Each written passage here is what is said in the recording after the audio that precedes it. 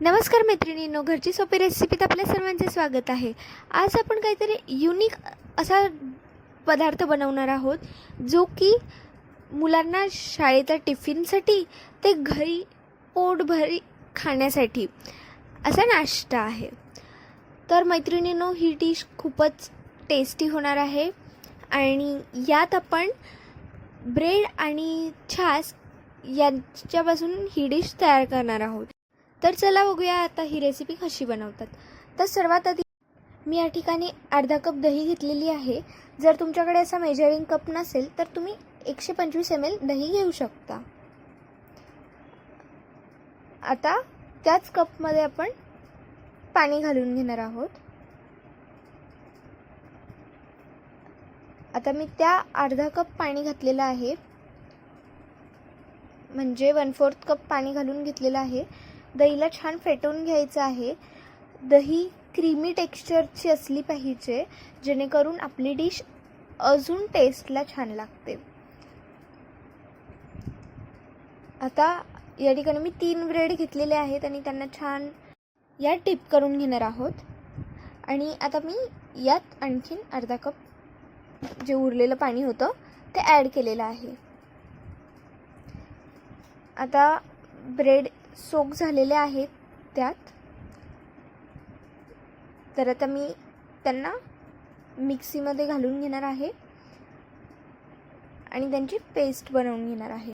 तर मैत्रिणींनो, ही रेसिपी तुम्ही देखील बनवून बघा आणि नक्की तुम्हाला आवडेल, कारण ही रेसिपी बनवायला जेवढी सोपी आहे त्याच्याहून तिप्पट ही चवीला चांगली लागते. आणि या ठिकाणी मी तुम्हाला सांगितल्याप्रमाणे दही क्रीमीवाली दही वापरा, जेणेकरून याला टेक्स्चरही छान येईल.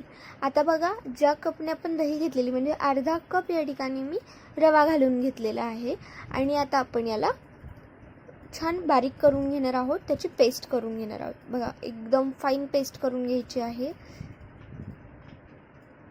आणि आता यात मी एक कच्चा बटाटा घेतला आहे, शिलून घेतला त्याला, आणि आता आपण याला किसून याच्यात घालणार आहोत.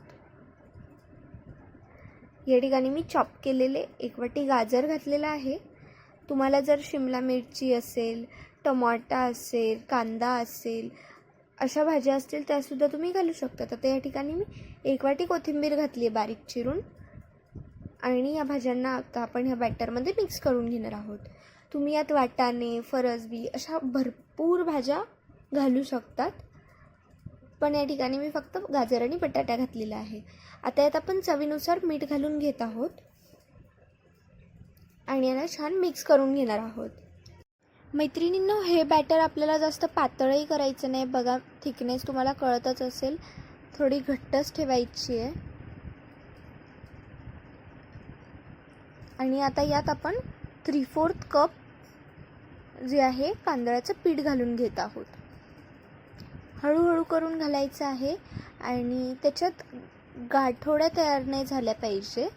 एकदम छान स्मूथ असं आपलं पीठ तयार झालं पाहिजे, एक डो तयार झाला पाहिजे. असं आपण त्याला मळून घेणार आहोत.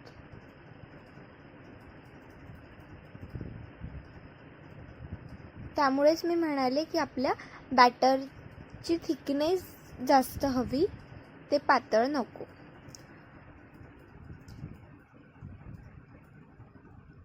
आता बघा किती छान.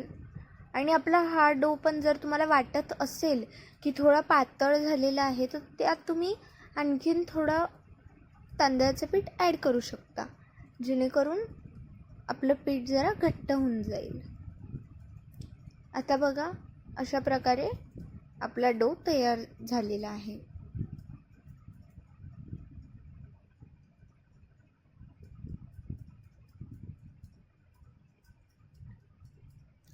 आता ह्या ठिकाणी माझ्याकडे स्टीमर आहे, त्याच्यात मधली ही प्लेट आहे. ह्या प्लेटला मी ऑइलिंग करून घेतलेली आहे, हाताला ऑइल लावून घेतलेलं आहे. आणि याचे छान जसे आपण गुलाबजामुनचे गोळे बनवतो तसे गोळे बनवलेत, पण मी यांना जरा दाबून घेतलेले आहेत. असे बॉल नाही बनवलेत. तुम्हाला बॉल बनवायचे असेल तुम्ही बॉल बनवू शकता. तुम्हाला हवा तो आकार तुम्ही याला देऊ शकतात. आता मी यांना जरा दाबून घेतलेला आहे आणि पेढ्यांच्या आकाराचा बनवलेला आहे. आता जर तुमच्याकडे स्टीमर नसेल तर तुम्ही कढई घेऊन कढईमध्ये पाणी घालून त्याच्यावरती चाळणी ठेवू शकतात आणि तसेही तुम्ही बनवू शकता.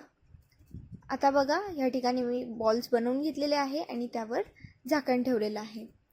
साधारणतः 15 ते 20 मिनटं झालेले आहेत. बघा, आपले बॉल्स छान स्टीम झालेले आहेत. आता हे बघा, आपले बॉल अशा प्रकारे तयार झालेले आहेत. आता आपण मस्त हे बॉल्स थंड होऊ देऊयात. तोवर या ठिकाणी एका कढईत तेल गरम करून घ्यायचं आहे. तेल छान गरम झालं की आपण त्यात मोहरीचा तडका देणार आहोत. छान तडतडू देणार आहोत मोहरीला. त्यात चिरलेल्या बारीक हिरव्या मिरच्या घालायच्या आहेत. चवीनुसार मीठ घालून घ्यायचं आहे आणि या ठिकाणी जिरं घालून घेतलेलं आहे मी आणि त्यासोबत हळद घालायची आहे. छान. आणि आता आपण याला हलवून घेऊया. छान परतून घ्यायचं आहे.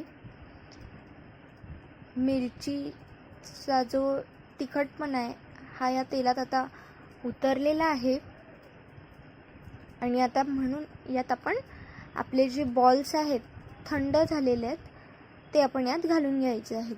गरम गरम घातल्याने जी मजा असते ती चालली जाते. त्यामुळे हे बॉल्स आपण थंड झाले की यात घालून घेणार आहोत.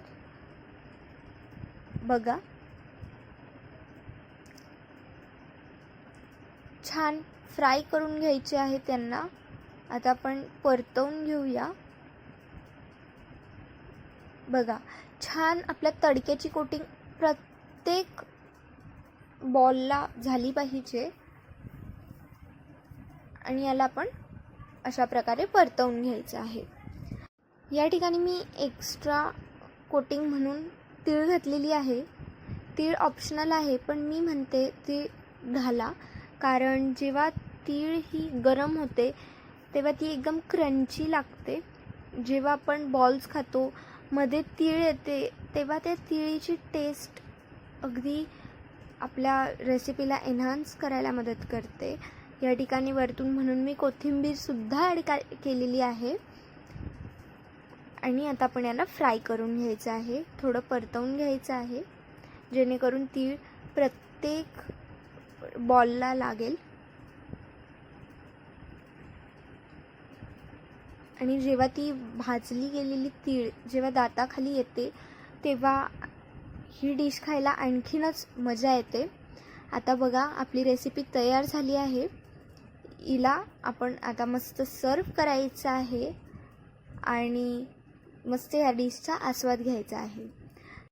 आता बघा, याच्यात मी थोडा चटपटीत असा फ्लेवर येण्यासाठी वरतून मी चाट मसाला घालत आहे. आणि जर तुम्हाला प्लेन ठेवायची असेल तुम्ही प्लेनही ठेवू शकतात किंवा मग असा चाट मसाला घालू शकतात. चव अगदी जबरदस्त आहे. नक्की ट्राय करून बघा, तुम्हाला जरूर आवडेल. व्हिडिओ आवडला असेल तर व्हिडिओला लाईक करा. चॅनलवर नवीन असाल तर सबस्क्राईब केल्याशिवाय जाऊ नका आणि बेल आयकॉनसुद्धा प्रेस करा आणि जास्तीत जास्त जणांना हा व्हिडिओ शेअर करा. धन्यवाद.